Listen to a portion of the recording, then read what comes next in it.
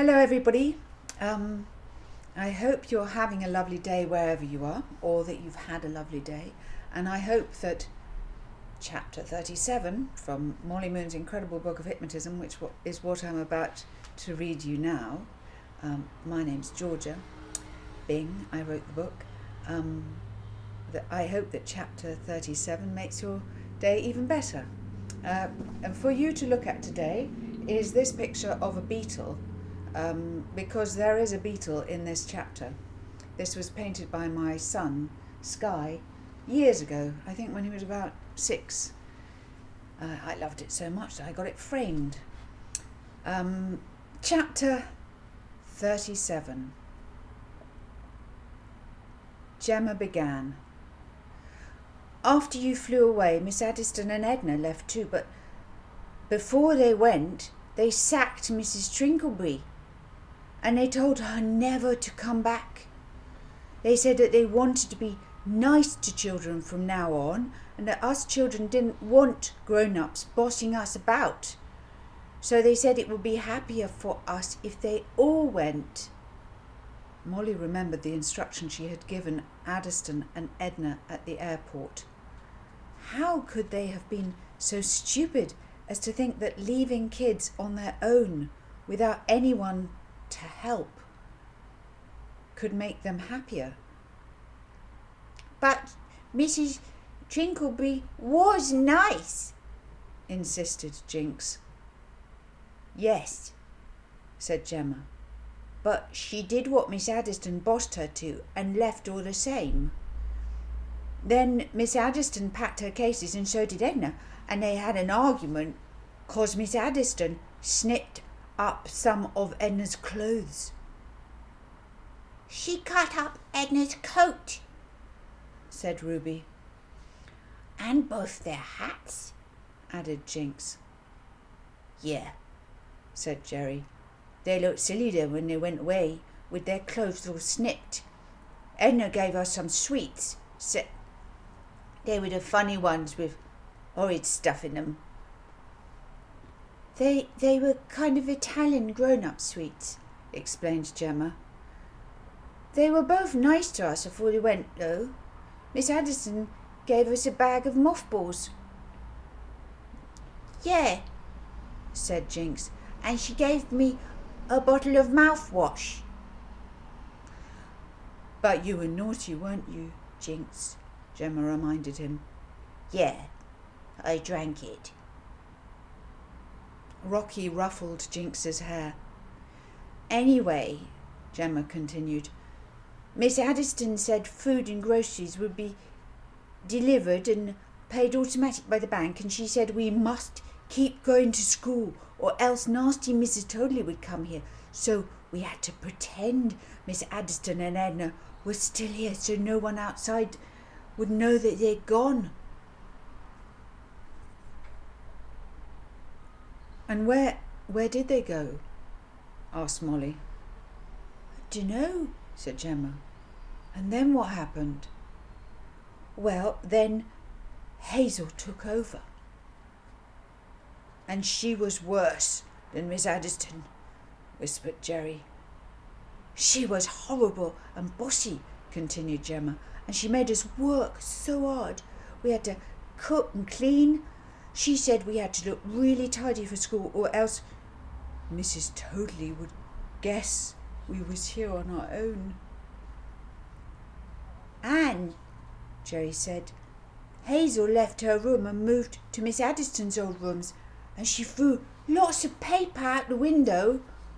She said Roger and Gordon must go into Edna's room, but then they all started arguing, said Gemma. And Roger wanted to be in charge because he said Hazel was letting the place run wild, and Gordon wanted Edna's rooms all to himself. So Roger and him had a fight, and Roger had to go up to the sanatorium room. Gemma and Jerry were talking very quickly and animatedly, and Ruby and Jinx were watching them with wide eyes. Molly and Rocky realised how disturbing the last few weeks must have been. And then they all shouted at us and bossed us about, said Ruby. but they never helped. And, said Gemma, then they all argued so much that they stopped talking to each other. And us, said Jinx. They stopped talking to us.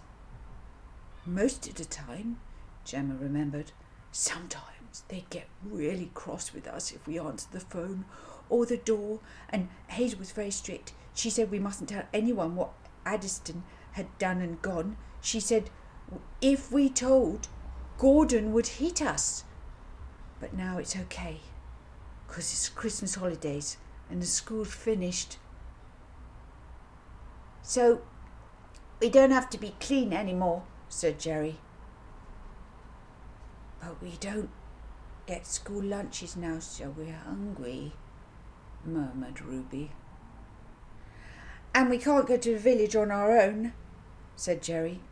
Never, said Jinx, or they said the bogeyman would get us. Well, you mustn't worry about that, said Molly. The bogeyman's just rubbish. Molly looked about her.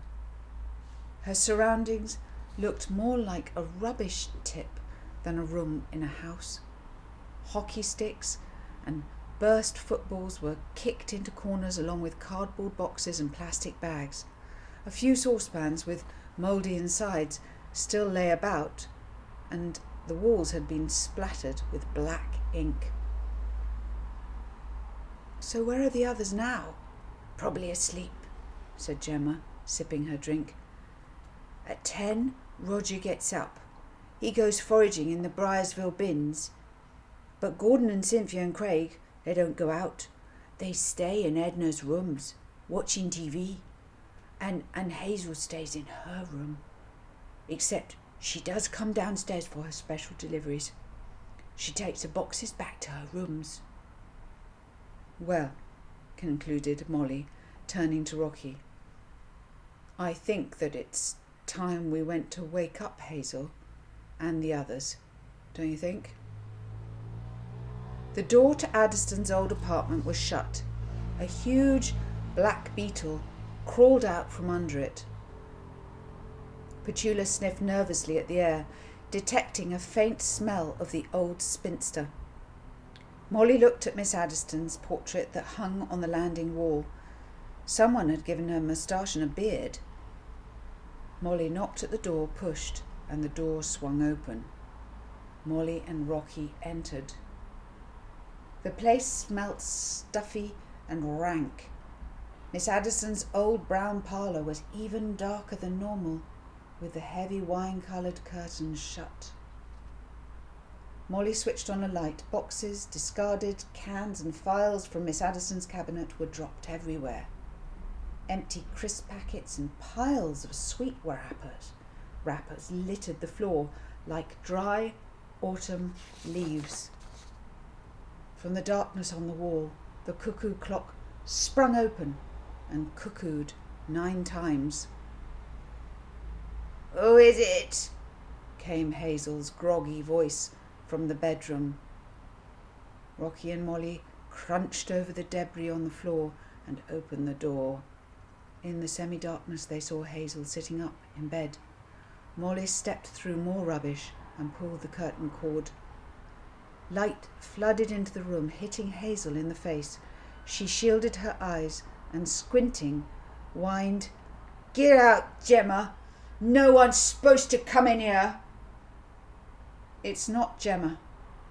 It's Molly and Rocky," said Molly. As Hazel's eyes became accustomed to the light, she let her hands drop from her face, and she revealed a very different-looking Hazel to the one Molly had last seen. This Hazel had a much fatter, paler, spottier face. Her eyes were bloodshot with dark rings around them. Her lips were crusty with cold sores round their edges. Her hair was longer because it hadn't been cut and stuck to her head because it was so greasy. She also had the look of a mad person, which now, coupled with the shock of seeing Molly and Rocky, made her look very alarmed. She clutched a pillow. "Don't know. I'm dreaming," she panted hoarsely, and she lightly hit herself on the head with her pillow. the hypnotism that Molly had done to her still there a bit.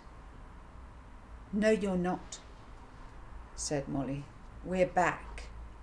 And this may seem a nightmare to you, but we're staying." The old Hazel would have jumped out of bed and challenged Molly, but this Hazel simply whimpered, "Whatever." Hazel reached for a cardboard box beside her bed and took a heaven bar from it. She unwrapped the chocolate and frantically crammed it into her mouth. "Gotta have a sugar hit," she said, biting a chunk off, concentrating on the chocolate. All of a sudden she seemed to have forgotten that Rocky and Molly were in the room. "Hazel," said Molly, "you look terrible." "Yeah, I know," said Hazel, biting a second chunk. "You look ill," said Rocky. "Have you been eating only sweets?" "Yeah, there's nothing better to eat," said Hazel, her eyes darting desperately around the room at the boxes and boxes of sweets. Then she suddenly looked petrified. "You're not going to take my sweets away, are you?" "No," said Molly, "but we've got some better food for you. Would you like it? Would you like some omelette and chips?" After Rocky had fetched some proper food, and Hazel had devoured it, Rocky and Molly talked to her. She told them everything had gone wrong. She told them how she'd enjoyed being in charge at first, but then after her rows with Gordon and Roger, she'd become more reclusive. She'd started to spend more and more time alone, eating only chocolate and sweets. She'd even smoked a packet of cigarettes that she'd found in Addison's cabinet.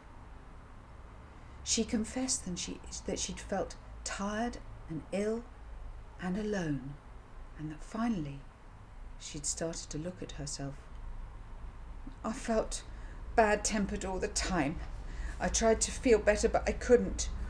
I wanted to have good feelings for other people, but they wouldn't come. I just hated everyone, and I hated myself for being so full of hate. And I'm a liar." Hazel reached for a green file on the side table and she threw it to Molly. "You should know who I really am. I always lied to everyone. Read it. Go on, read it." She sank back on the pillows behind her with tears in her eyes. "There's no point in hiding any more." Inside the green folder was Hazel's record. Molly started to read Miss Addiston's handwriting that said, "Name, Hazel Hackersley. Date of birth, ? Place of birth, ? How came to Hardwick House? Seriously unstable, home life, child age 6, arrived undernourished and bruised because of maltreatment. Parents, mother alcoholic, father violent and prone to fits, both unfit to care for child. Possessions, none. Description of child? Hazel reminds me of myself as a child. She is quick to learn and eager to please." "See," moaned Hazel. "Oh, I never was the glamorous kid you all thought. You thought I had the best parents ever, but my parents never loved me. They only hit me." Hazel's eyes brimmed over with tears. "At least Addiston never beat me, so I liked her. But you? I was jealous of you because you had Mrs. Trinklebury. She was like a mum to you two, but not to me. I came too late. I had a mum who screamed at me." "But," said Molly, frightened by what Hazel was saying, "but Mrs. Trinklebury would have loved you too. Eventually, you just never let her." "But I'm horrible," sobbed Hazel. "I know no one likes me, and I don't blame you. I don't like myself. I'm bad. And you know, it's not a nightmare, you coming back. I don't care about being in charge anymore. I don't want to run this place. I'm sick. I just want to get better and be better." Hazel's face crumpled up into a desperate mass of furrows and creases, and her mouth opened. No noise came out of it. A silent cry was there, though, and streams of tears flowed down her cheeks. Molly put her hand on Hazel's shoulder. "It's okay, Hazel, please don't cry. We understand. Thanks for showing us your file. You should have seen mine. It made out that I was a real nobody. We're going to help you get better now. From now on, things are going to be better round here." "Good," Hazel managed to gasp between sobs. "And thank you for coming back." Molly and Rocky helped Hazel out of her bed and ran her a bath. Then they left the room to investigate Gordon Boyles. They found Gordon sitting in an armchair in Edna's rooms, wrapped in a duvet with his feet in a huge double slipper. Next to him on a sofa under 8 eiderdowns were the 2 other big children, Cynthia and Craig.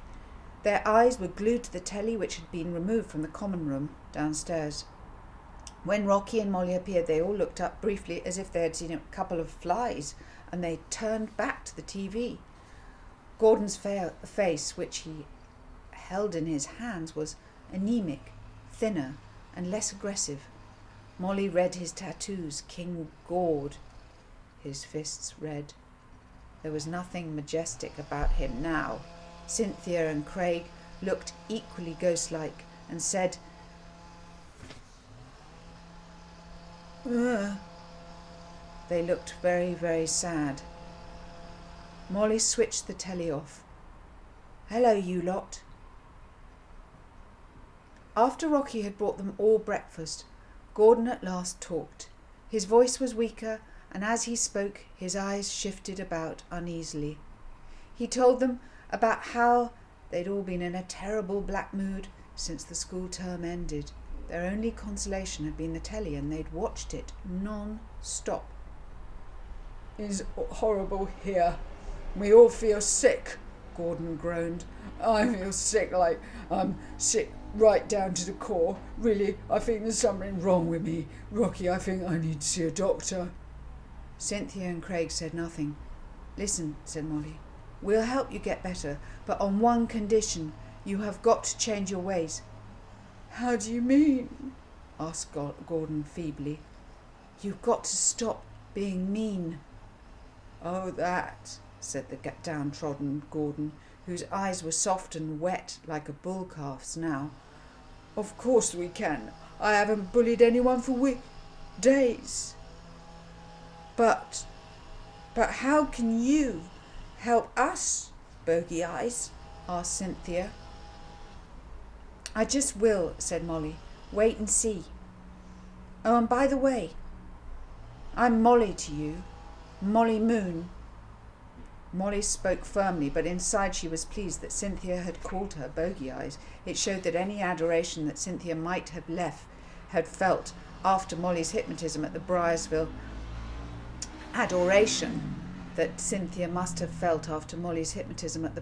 talent competition had worn off.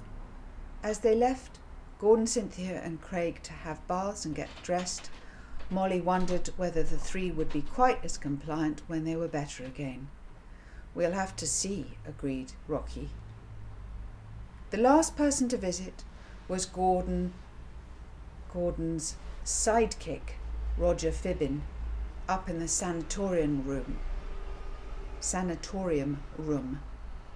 They found him sitting on the edge of a bed doing up his shoelace.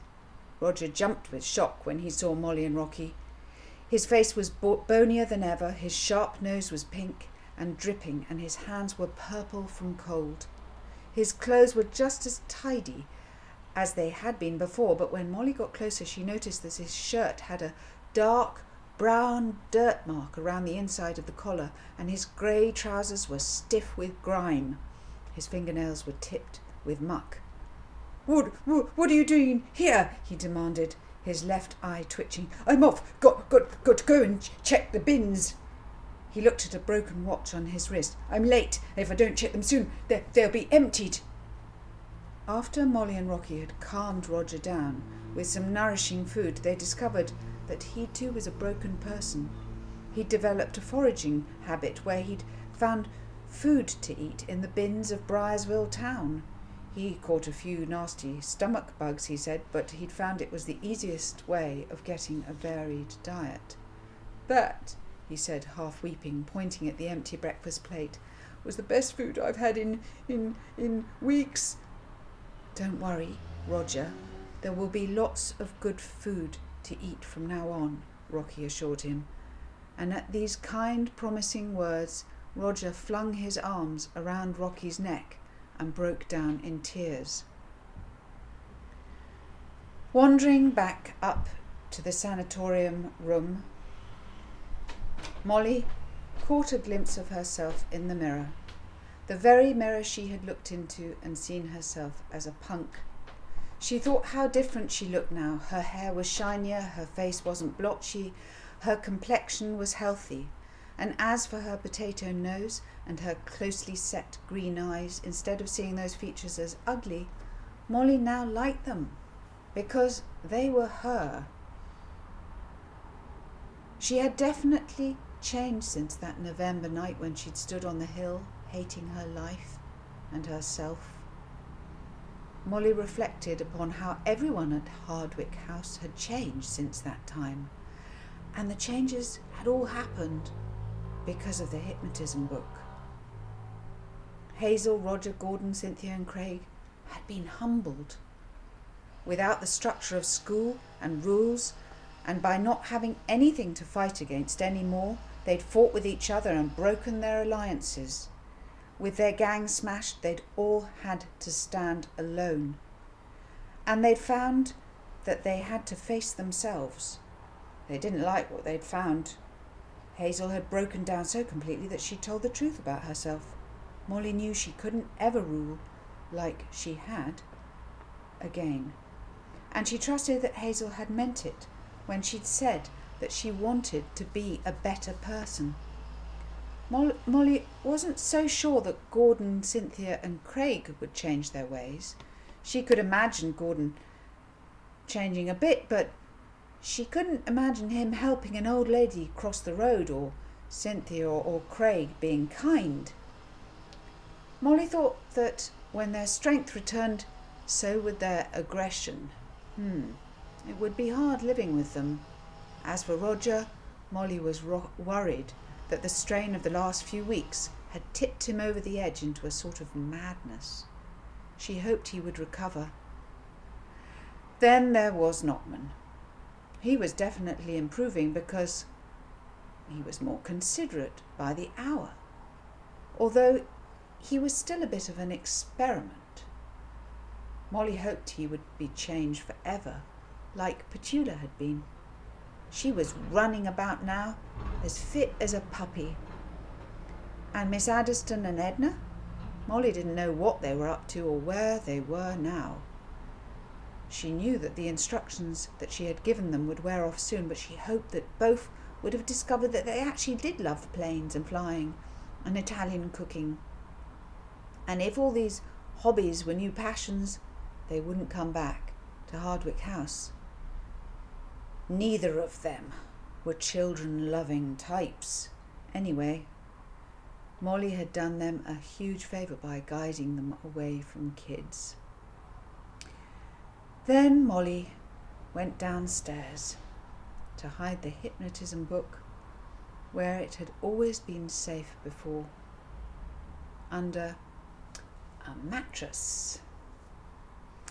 And that is the end of chapter 37. I hope you liked that. If you did, please subscribe. Maybe you've done that already. Please press the "I like that" button. It was just there. Sorry you can't make comments. I'm not allowed to do that because this is for children to watch, and so I'm not allowed to put up comments just in case people start saying horrible things to each other, and children aren't. Well, we hope children won't do that. So you can't make comments, but you can kind of join the Molly Moon's World website. You can join that and you can have conversations there with me online. So listen, there's chapter 37 for you. I hope you enjoyed it. I'll be back to read you chapter 38. We're nearly at the end of the book. I hope you enjoyed that. Have a happy day wherever you are. Happy hypnotising. And until we get to chapter 38, goodbye. Bye.